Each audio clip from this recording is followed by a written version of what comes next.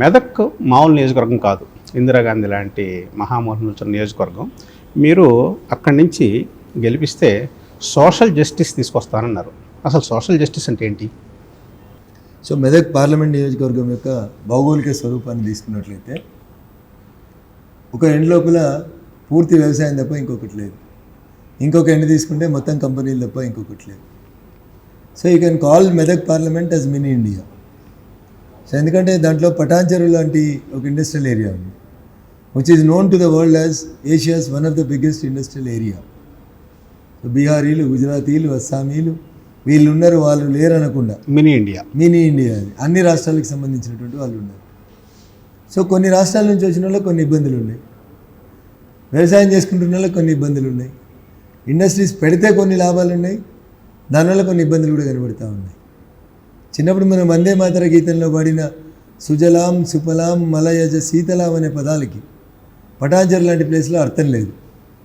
అదే మా దుబ్బాక లాంటి నియోజకవర్గంలో అయితే ఎక్కడ చూసినా అవే ఉంటాయి, ఒక ఇండస్ట్రీ ఉండదు.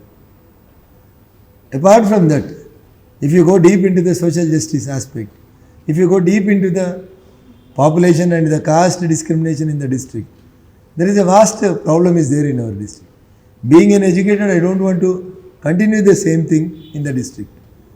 So, which I may not openly say now in the air, but I will implement it after 5 years with the blessings of the Medak. If I will become the parliament member of the Medak, definitely you will change. You will see a change in the Medak Lok Sabha. Why if If I say that I am going to win the game, some people will say this is the overconfidence. వీడికి బాగా అహంకారం ఎక్కువైంది ఇప్పుడే అంటారు. So నేను ఎప్పుడూ self confidence తోటే ఉంటాను. నేను ఏది చెప్పినా అది ముందు నుంచే ఫోర్కాస్ట్ చేయడం నాకు కొంచెం అలవాటు. జనాలకి ఏదంటారంటే ఇది వీడికి అహంకారం ఎక్కువైంది, ఇట్లా అయింది అట్లా అయింది అనుకుంటారు. అది అహంకారం కాదు సార్, అది నా సిక్స్త్ సెన్స్ చెప్తా ఉంది. నేను గెలుస్తున్నా. నరేంద్ర మోడీ గారు 3వసారి ప్రధానమంత్రిగా ప్రమాణ స్వీకారం చేస్తున్నప్పుడు మెదక్ ఎంపీ బీజేపీ ఎంపీ ఉండబోతున్నాడు అనేది ప్రజల నుంచి వస్తున్నటువంటి ఫీడ్బ్యాక్, నాకున్నటువంటి సెల్ఫ్ కాన్ఫిడెన్స్.